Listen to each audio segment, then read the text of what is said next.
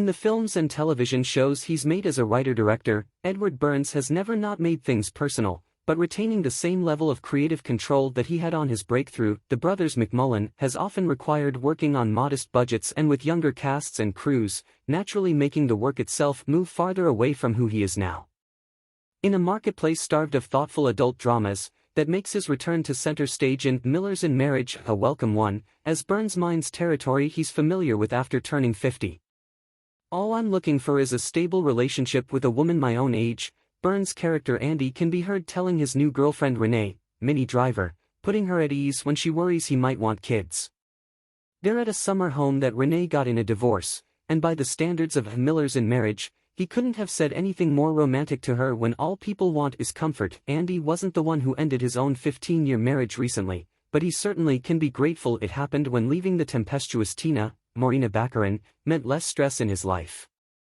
And if he wants to be reminded, he needs only get on the phone with his younger sister Eve, Gretchen Mole, whose husband Scott, Patrick Wilson, can go for days at a time without giving her a call from the road as a music manager. His other sister Maggie, Juliana Margulies, isn't happy in her marriage either, with her husband Nick, Campbell Scott, down in the dumps since their kids moved away for college, but she's less inclined to express it unless she can fictionalize it in her work as an author. It turns out all of the Millers have artistic pursuits, or they did, at least. Eve fronted a band until she and Scott got pregnant, and while it's not central to the story, Burns can offer wry observations on the twists and turns of a career in an area he knows well. He also shows self-awareness when Nick reads a manuscript of his wife's latest novel and concludes, "It's rich people with champagne problems," a not-so-veiled reference to the fact that no one in Millers in Marriage is scraping by. But Burns pushes past that with sincere introspection of what people have to give up to balance their personal and professional ambitions and to accommodate a long-running partnership. The film also introduces a potential cipher for the filmmaker in Johnny, Benjamin Bratt, a rock journalist who bugs Eve about a book he's working on and tells her he's considering moving out of New York when he feels invisible in a young person's town.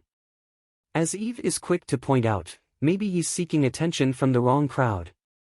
Millers in Marriage is striking in how relaxed it feels, in spite of all the characters acting so uptight around one another. A cast that can look so comfortable in their own skin brings real gravitas to characters who have settled into lives they're loath to jeopardize with change, and Burns, with editor Janet Gaynor, finds an elegant, unhurried structure for the film with subtle flashbacks embedded in the course of conversations that expose what happened versus what someone would like to share or remember about their experience. What's withheld is what drives the drama when the three main couples reach a reckoning, but when honesty is the premium currency, the romance takes shape in any open dialogue the characters can have with one another, which is even more seductive to an audience when Burns hasn't lost his sharp ear for lived-in banter.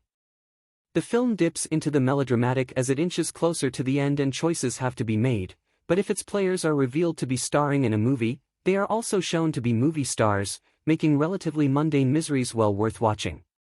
While the issues may be as old as time, there's solace in finding that some things really do get better with age.